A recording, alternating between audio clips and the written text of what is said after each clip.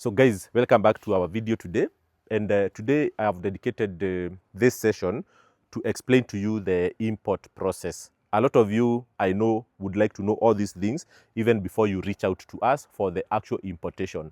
And my work here as Explore TV is to educate you about the whole import process so that when that time comes for you to come to explore imports, you will have already familiarized yourself with the whole import process. So nimeiweka with the 14 steps from the beginning to the end. So once you want to start importing this car, you need to learn these things, so that nobody can shortchange you, nobody can misinform you about the whole process. And I told you every step of this journey from step 1 to step 14 should always be supported by documentation. Documentation that carry the right date, that carry the right names. Sasawa, na nitakuwa ninawaambia step by step how it happens, the timelines, and what document you need to ask from your agent at any given point. But you can't ask document 14 when you are still at stage 1, okay? So let's start from the beginning. When you reach out to an importing facilitator like Explore Imports, we start by setting the criteria. Sasawa, we talk about the car, and then we set the budget. We help you to set the budget because you might come to us with a very ambitious car. You want a CX-5, 2023 year of manufacture, below 20,000 kilometers, grade 5, and then you say you want it at 3 million. For sure, that will not be possible. So we will help you to set a budget that is realistic for whatever car you want, given the condition that you have in mind. Sasawa. And then if you want to save money, we also help you to save money and help you balance the condition of the car. But our biggest role and our biggest value addition in all this process is to ensure whichever car you get, be it 20,000 kilometers or 150,000 kilometers, it is a car that is free of any bad history. So once we have set the budget, and for this case, tutasema maybe you want a 2019 car, which is a Mazda CX-5 that you will get at 3 million. Sawa. So the next step, we start talking about the car sourcing. Okay? So tukisha agree, sisi tunaanza sasa kutafuta gari ya 3 million yenye iko na whatever criteria tumekubaliana. Sisi tukipata gari, kama ni kwa auction, okay? Kama ni kwa auction, lazima ukuwe na auction deposit because hatuwezi bid gari bila auction deposit. Kama ni third party, okay? Third party ni kumaanisha tuna buy from existing dealers. So hiyo tunaweza ngojea until time tutapata gari. Alafu tukipata gari, you can either pay to our account and then we pay to Japan, or we can give you the invoice ya the third party so that you send your money there directly.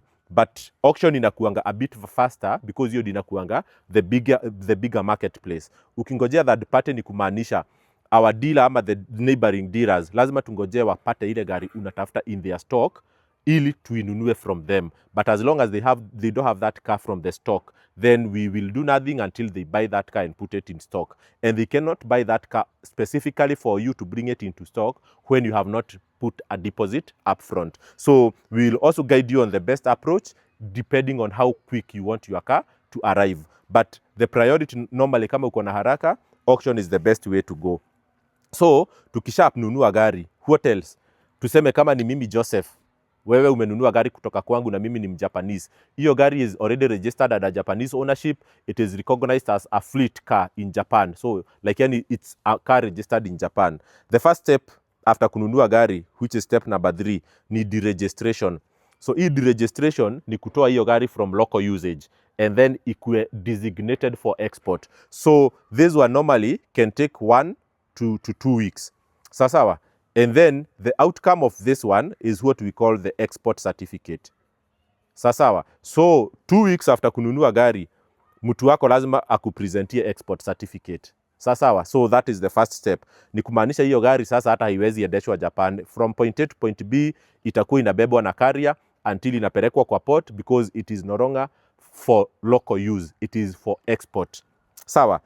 After sasa umepata export certificate, unafanya inspection. So hii ndio tunaitanga KEBS or QISJ. So QISJ is the contracted company in Japan by KEBS to do what we call the roadworthiness, okay, test of the car. So in Japan, this test is extremely extensive wanaangaliaga every aspect. Si kama Kenya polisi anapigaga tu round hivi anakuambia kisha mataa, kisha wiper, piga horn, ikiguruma unaambiwa gari iko sawa. Japan, they test micro stuff, every small thing, at the minimum of the leakages, the dashboard lights, they check all that. So normally the inspection inaweza take 1 to 3 weeks. Okay? Now this one depends on the backlog. Kama saa hizi Japan wamekuwa holiday for a whole week. So wakirudi kutoka next week, gari zenye zitabukiwa inspection from next week, I'm sure zitachukua like 3 weeks because kutakuwa na a very big backlog. Na siku hizi pia nasikia kwa port za Japan zimejaa. So things are delaying because hakuna meli. Huko vita ya Iran inaleta issue na meli. So kuna slight backlog, but pia unaweza peleka gari within a week ipite inspection. The outcome of the inspection itakuwa the inspection certificate ama the KEBS roadworthiness certificate. Hiyo nayo lazima utumiwe na kutumia ikiwa na very clear dates. Kama umekuwa ukigojea for 3 weeks, hiyo time amekwambia imepita, lazima hiyo date ilingane na hiyo time amekwambia imepita. Asikwambia ilipita jana, alafu akikutumia inspection certificate inaonyeshana it was inspected 3 months ago ama 3 weeks ago. Okay? So always make sure that the time you are receiving the communication, it is aligned with the dates that are showing in all these documents. Because the uzuri wa dates zina explain delays. Kama gari nimekwambia imedelay inspection for 3 weeks and then it means hiyo time nitakakwambia imepita, lazima ionyeshane date ya hiyo time. Kama nimekwambia imedelay na 3 weeks alafu nikuletee na alafu uone ilipita 1 week ago, that one then it shows something is not very correct. Sawa? So after imepita inspection, we go to what we call the ship booking. So ship booking is different from shipping because after kupita inspection unaweza gojea a week before upewe departure date. So hiyo ndio inaitangwa ship booking. So ni agent angangane kupata vessel. Sawa, akishapata vessel, sasa unangojea like 1 or 2 weeks before departure. So ship booking ni 1 to 2 weeks. Okay? Sawa. And then ukishapata meli, time ya kusail, normally hii tukipeana weeks, inakuanga 21 days to 45 days. So it's like 3 to 6 weeks. Sawa. So zenye zinapita huko South Africa wapi, hizo zitachukua 6 weeks. Zenye zinakuja straight from Japan to Kenya zitachukua 3 weeks.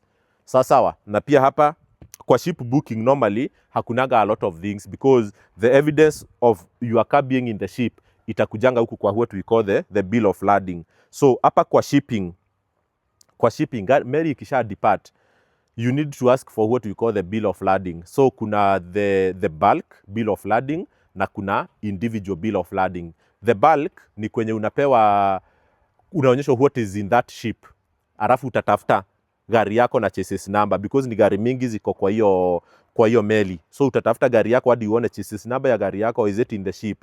And then kama umemaliza kulipia gari, juu kuna watu wanaletewa gari na madeni, maybe umelipa 30% or 20%. Kama umemaliza kulipa gari, then you are supposed to get your individual bill of lading 2 weeks before the ship arrives. So hiyo ina carry your name kuoneshana hiyo, unajua bill of lading, hiyo individual is like the logbook. Hiyo ndio inaonyeshana you are the owner of the car, na ikifika inaregistriwa under your name without any transfer, so you'll be the first owner. So hiyo ina happeningi during the shipping phase. Then ikifika Mombasa, sometimes inaweza take 1 or 2 days before meli is settle down and then wafanye offloading, alafu watoe what is called the cargo manifest.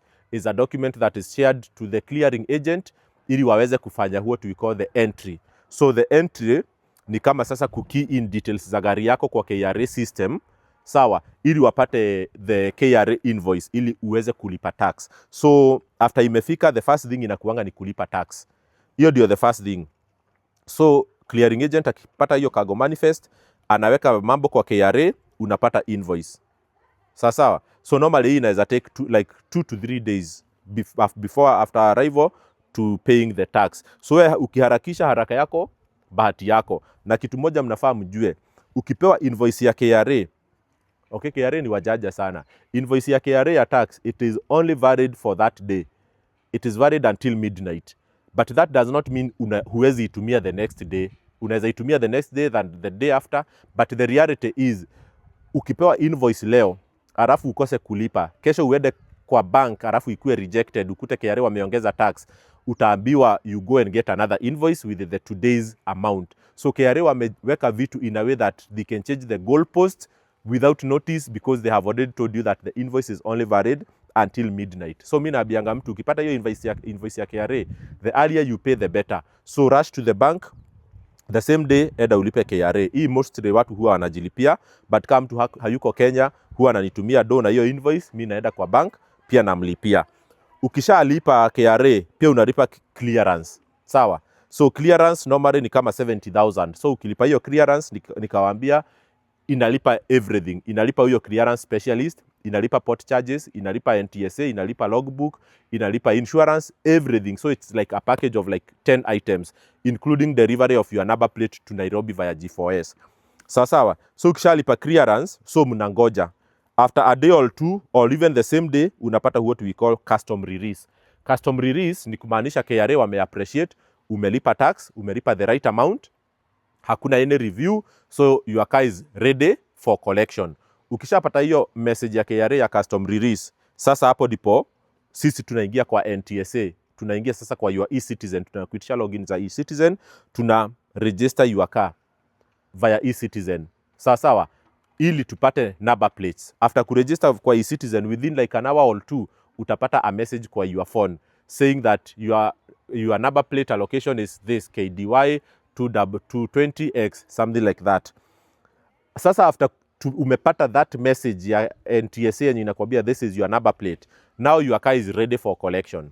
Kama ni ya self drive, unaingia hapo port, unachukua gari yako, unabandika vitu uko kwa vioo, unasema this is the number plate, unaendesha Nairobi, unakuja. Kama ni ya carrier, sisi tunaitoa kwa port, tunaipeleka kwa carrier company, tunangojea carrier ijae, maybe a day or two, alafu carrier inaanza safari yake. Normally ina takingi like 24 hours, inafika Nairobi, and then unapata gari. So hii ndio nilikuwa naita removal. So removal ni after umepata custom release. Sasa after umepata number plates za NTSA. And then carrier inachukua hiyo time, and then the last step of course ni review. Review ni pale tunaita customers wetu, because tumekuwa tukiongea na wao throughout from stage 1 to stage 13. So tunawaambia mtashindwa tu ya mwisho. So majority of them wenye hawana concern, especially job related concern, they agree to speak to us. But wengine wenye wanajificha, of course it's because of the sensitivity of the work they do, so they prefer maybe not to be seen. But I feel like because of our constant communication all through the journey, inakuanga very very easy for almost all our customers to give a video review without fear. So but wengine kama hamja engage vizuri, hamjakuwa friends with customers, because all my customers actually are my friends, because we talk, we become friends. Hata tukikuja kureceive hiyo gari, hata wengine already wanakujanga washavalia vizuri, wanasema hiyo interview nayo sikunyimi, because hiyo pia ndio inatupromote kama biashara, watu wanaona what we are doing. So if there is something I have skipped here, feel free to reach out to me and I will be able to help you understand the import process, either right now when you are ready or in future when you get ready. So cheers, and let me just write down my number here. So our number, always reach out to us, 0757 356 989. If you call or WhatsApp that number, of course someone will pick it with a lot of pleasure and discuss with you with a very smiling face. Cheers and bye-bye.